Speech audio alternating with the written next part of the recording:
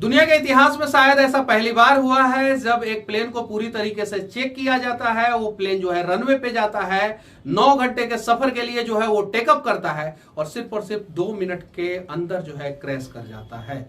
ये हादसा जो है अहमदाबाद में हुआ है, एयर इंडिया का प्लेन नंबर AI-171 और जो ये हवाई जहाज था वो बोइंग का था, ड्रीमलाइनर 787, जिसमें जो है टोटल क्रू मेंबर और पायलट इंक्लूडिंग जो है 242 लोग सवार थे, जिसमें यात्री जो है 223, 2 पायलट और 10 क्रू मेंबर।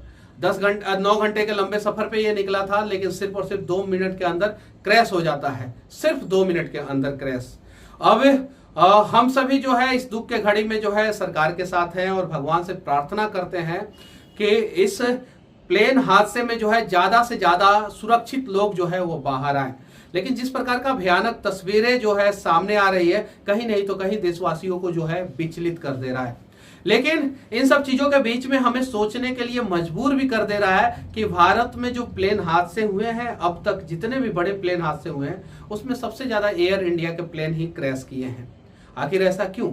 अरबियन सी के अंदर में जो है एक एयर इंडिया का प्लेन गिर गया था। इस बार जो है एयर इंडिया का प्लेन जो है हादसे का शिकार हो गया। उसके पहले जो है पटना के गर्दनी बाग में भी जो है एक बड़ा प्लेन हादसा हुआ था।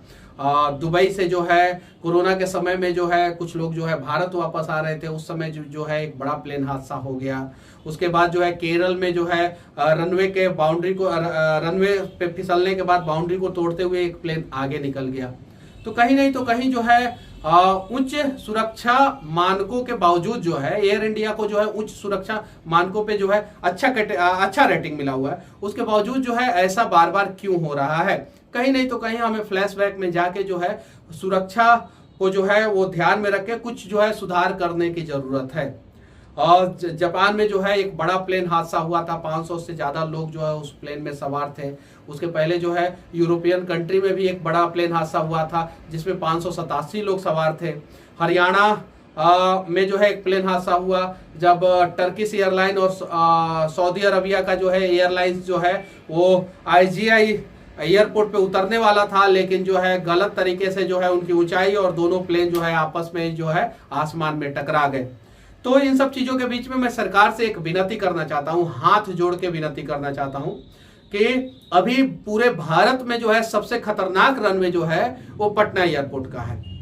पूरे भारत में जिस एयरपोर्ट पे जो है 180 सीटर प्लेन उतरता है, चाहे वो बोइंग का 737 मॉडल हो, फिर से ध्यान से समझिए, चाहे वो बोइंग का 737 मॉडल हो, चाहे वो एयरबस का जो है वो 320 नियो हो, ये दोनों प्लेन जो है, ये दोनों एयरबस और बोइंग का प्लेन जो है भारत का जो है सारा कंपनी इस्तेमाल करता है। और ये दोनों जो है 180 सीटर जो है वो जो बनाती है, उसमें एयरबस का मॉडल नंबर होता है 320 और बोइंग का मॉडल नंबर होता है 373।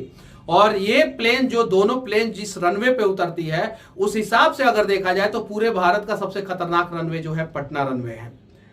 हम किसी हादसे के इंतजार में तो नहीं बैठे हैं। विनती है हाथ जोड़ के, हम लोगों को सरकार से विनती है हाथ जोड़ के कि हम लोगों को किसी हादसे के इंतजार में नहीं बैठना चाहिए।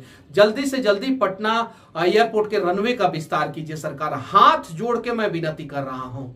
क्योंकि इस प्रकार का घटना देखने के बाद, इस प्रकार का दुर्घटना होने के बावजूद जो है हमें सतर्क होने की जरूरत है। पटना एयरपोर्ट जो है उसका रनवे जो है अभी पूरे भारत में सबसे खतरनाक रनवे है, सबसे खतरनाक रनवे, जिसपे मैं फिर से क्लियर कर देना चाहता हूं 180 सीटर प्लेन उतरता है। तो हमें जो है कहीं नहीं तो कहीं जो है पटना एयरपोर्ट का रनवे को जो है सही करने की जरूरत है। और साथ ही साथ जो है इस दुख के घड़ी में जो है देश के तमाम लोग जो है वो भगवान से प्रार्थना करें कि ज्यादा से ज्यादा लोग जो है इस हादसे में जो है सुरक्षित वापस आए, अपने घर पे जाए सुरक्षित। और इस प्लेन में जो है वो गुजरात के पूर्व CM जो है विजय रूपानी जी भी सवार थे। वो भी जो है लंदन जा रहे थे अपने बच्चे से मिलने, और भी बहुत सारे लोग थे। एक फोटो सामने आया है जिसमें एक परिवार जो है जा रहा है, एक व्यक्ति जो है अपनी पत्नी के साथ जो है फोटो खींच के जो है डाले थे, और शायद वो उन्हें ये नहीं पता था कि ये उनकी आखिरी यात्रा है और 2 मिनट के बाद जो है उनकी जिंदगी खत्म होने वाली है। और भी बहुत सारी चीजें, इस प्रकार का वीडियो फोटो जो सामने आ रहा है उसे ना हम दिखा सकते हैं और ना ही आप देख सकते हैं और ना ही हमारा दिल जो है अलाउ कर रहा है, मतलब कि उसे देखने। इतना मतलब कि बुरी तरीके से लोग जले हैं, क्योंकि 9 घंटे का लंबा सफर था और उस हिसाब से जो है वो प्लेन में जो है वो फ्यूल भी था और पूरी तरीके से प्लेन जो है सिर्फ और सिर्फ 2 मिनट पहले जो है अहमदाबाद के रनवे नंबर 23 से जो है वो 1:38 पे 9 घंटा लंबा सफर के लिए जो है टेकअप किया था और 2 मिनट के बाद जो है 1:40 पे जो है वो प्लेन क्रैश हो जाता है। सिर्फ और सिर्फ जो है वो प्लेन जो है 600 मीटर की हाइट पे गया था और अपने एयरपोर्ट के बाउंड्री वॉल को क्रॉस किया था। अहमदाबाद का एयरपोर्ट का रनवे लेंथ जो है वो 3500 मीटर से ज्यादा है और पटना का रनवे लेंथ जो है 2072 मीटर है, सॉरी। और इतना छोटा रनवे लेंथ पे जो है पिछले ना जाने कई एक सालों से जो है हवाई जहाज जो है वो टेकअप कर रहा है, लैंड कर रहा है। अनेकों बार जो है इसकी शिकायत की जा चुकी है, अनेकों बार अखबारों में, टीवी चैनलों के माध्यमों से जो है सरकार से जो है सवाल किया जा चुका है कि इस रनवे को जो है कब सरकार बड़ा करेगा, कब सरकार बड़ा करेगा। इतना खतरनाक रनवे पे जो है ऑपरेशन क्यों चालू है? टर्मिनल बिल्डिंग हमने बना दिया लेकिन रनवे का लेंथ हमने बड़ा नहीं किया। पटना रनवे की मैं बात कर रहा हूं, पटना एयरपोर्ट की मैं बात कर रहा हूं। और बस मैं आप लोगों से कहना चाहता हूं कि इस दुख के घड़ी में जो है आप लोग भगवान से प्रार्थना करें और साथ ही साथ मैं सरकार से हाथ जोड़ के विनम्रता से जो है विनती कर रहा हूं कि पटना का एयरपोर्ट का रनवे बहुत छोटा है, सरकार इस पे थोड़ा सा आप ध्यान दीजिए। बाकी इस दुख के घड़ी में हम सभी जो है वो भारत के सरकार के साथ खड़े हैं। जय हिंद।